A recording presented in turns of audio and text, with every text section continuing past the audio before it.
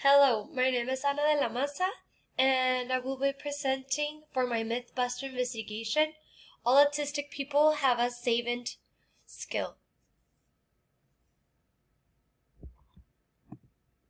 So my introduction will start by clarifying that there's a misconception when it comes to autism and Savant syndrome. There are many myths that comes with this developmental disorder, with autism. So first of all, in my presentation, I would make clear what autism is and its characteristics. The myth is that although some people do have autism with Savant syndrome, not all Savant syndrome people are autistic.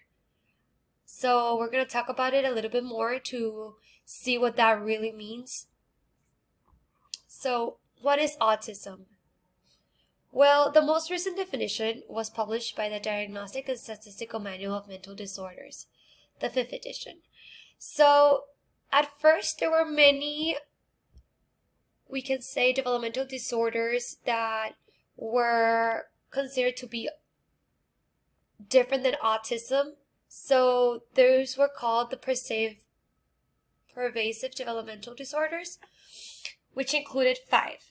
So, it was autistic disorder, Rett syndrome, childhood disintegrative disorder, Asperger's syndrome, and pervasive developmental disorder. Well, now with the new edition, with the DSM-5, everything is categorized as autism. It's just, for example, Asperger is considered high-functioning autism. So the term which autism embarks all of these disorders is a developmental disability resulting in and characterized by persistent impairments in social interaction, communication, stereotyped or repetitive movements, including inflexibility in routines or patterns, according to Turnbull, our book. So, yeah, this is a little bit more of what autism is, and right now we're going to go what Savant syndrome is. But first we need to clarify what autism is so you can see the difference between both of them. So, what are some characteristics that come with autism? Some of the characteristics that come is social communication impairments. What do we mean with this? So, this means that for autistic people, it's really hard to interact in social activities. It can be playing, taking turns, or just taking initiative and just like trying to talk to somebody. So most autistic kids will wait for them to be talked to for them to respond, or even or they won't respond at all. This also comes with what is the atypical language. So the atypical language does not mean that they do not speak at all, because some autistic children or adults do speak. Some of them don't. They need some devices that help them. They can have accommodations with that just to ask for basic needs. But some of them who do speak could be that they interrupt, or that the conversation also has already changed subject, and they're still talking about something that you were talking about 5 minutes ago, and they interrupt and they start talking about it. So it's hard for them to pay attention. And what also happens with them is something called echolalia. So this is basically that maybe they hear a song on the radio or saw a TV show or a movie, and they memorize a phrase and they will say it out of nowhere. This is what it means. It could be red flower, and they'll be just like talking to you and then be like red flower, red flower, red flower, or just repeating. So that also goes into repetitive behaviors. Repetitive behaviors can be anything, including echolalia, as I said, and also not wanting to change routines. Is really hard for them to change things. So that could be one thing. Or very flapping of the hands, going one direction. Or just like maybe switching switches, and changing the lights. Very sensory stuff, which was also a characteristic which I will go right now and talk about.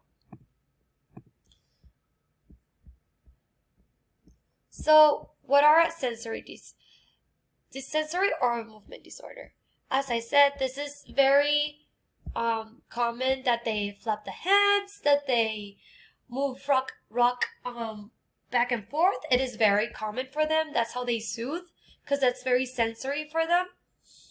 Also, another thing could be that they're touching a lot of textures. They like to touch their hair. They like to touch their skin. So they are very sensitive when it comes to also loud noises. It could be. So, problem with behavior. We'll switch to that one right now. Problem with behavior could be that they can't handle. They stress a lot. Maybe they have like impulse control. They rush and do something that they're not supposed to, or they also can be involved in self-injurious behavior because, as I said, the sensory. So maybe they like how it feels for them to get scratched, so they scratch themselves a lot. So they have a lot of scraps on their skin, or they have a lot of bruises because they're running around and they fall a lot. Just engaging in that. And also, I'll talk about what differences in intellectual functioning, which has to do actually with the Savant syndrome. So, the Savant syndrome, it is that for people who have exceptional skills, that I'll go right now. But autistic kids can be seen by some people that it's also a myth, that they think that maybe they're not that smart, or maybe they're just like super smart, as this myth.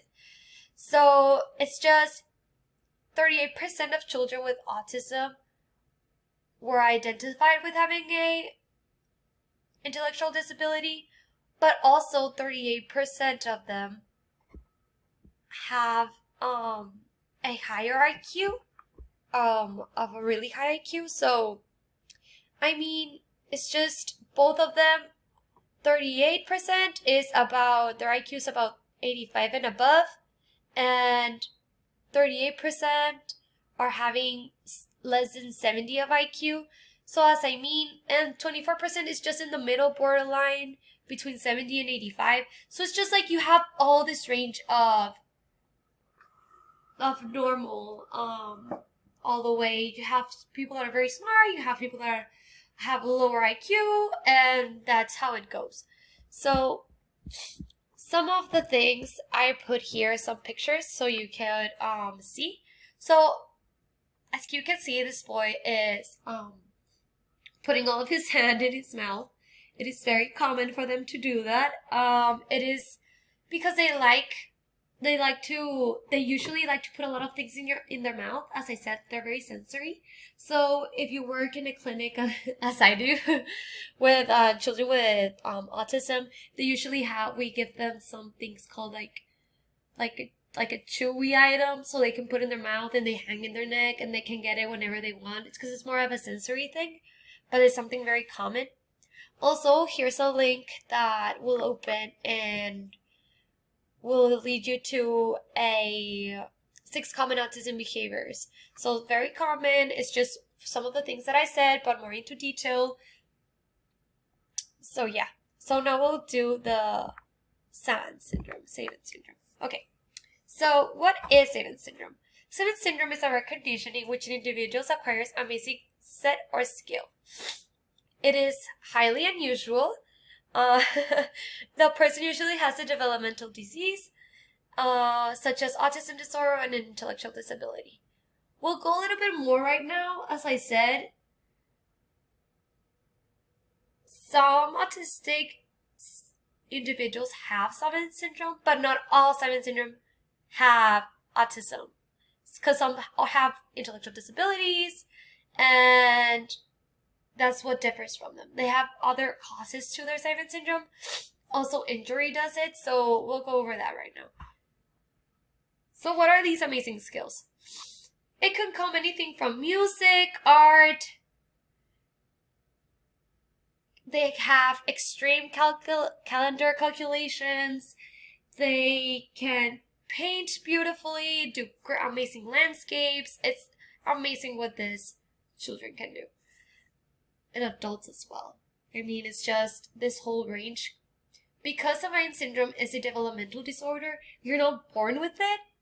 as well as autism, they're not really sure if you were born with it or you have it, you get it later on. So for autism, it's just like it was a developmental disorder that could happen before birth, during birth, or after birth. So it's basically comes, they don't really know when it really comes. It's just like they're still trying to figure it out. The Sévin syndrome is a developmental a syndrome that comes when you're just developing. It's just, it comes through it. It maybe can cause because of an accident, as we'll see right now. So I'll discuss some famous Sévin syndrome people. So this is Leslie Lemick. So she was born with a severe birth defect that left her blind. So she could not walk or anything, but at age 16, with no formal musical training, she developed the ability to play the piano flawlessly.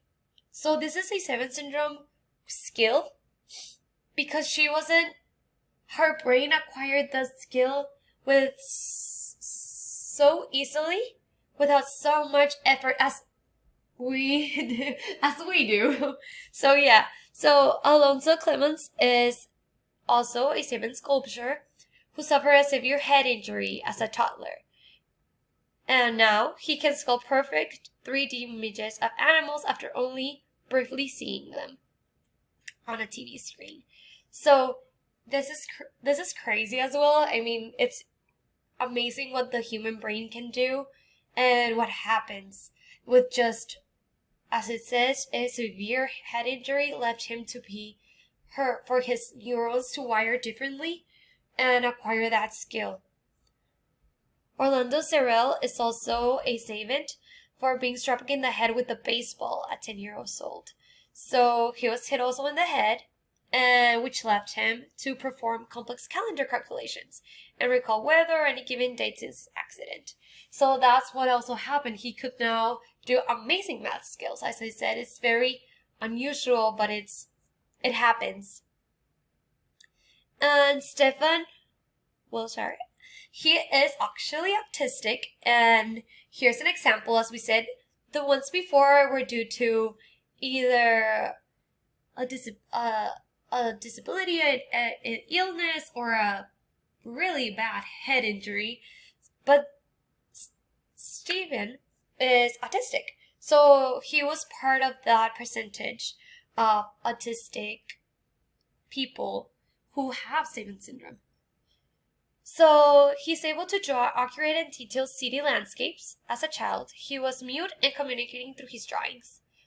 As I said, some autistic children are not able to communicate effectively speaking. They can communicate. They do.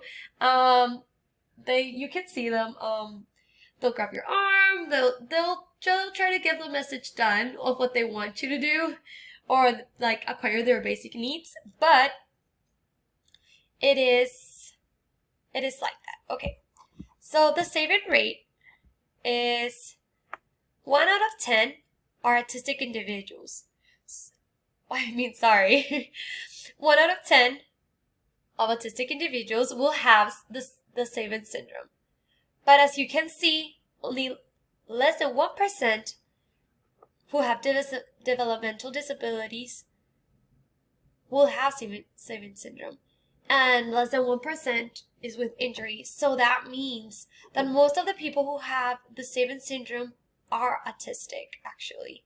So there's a great percentage of Sévin syndrome who have autism.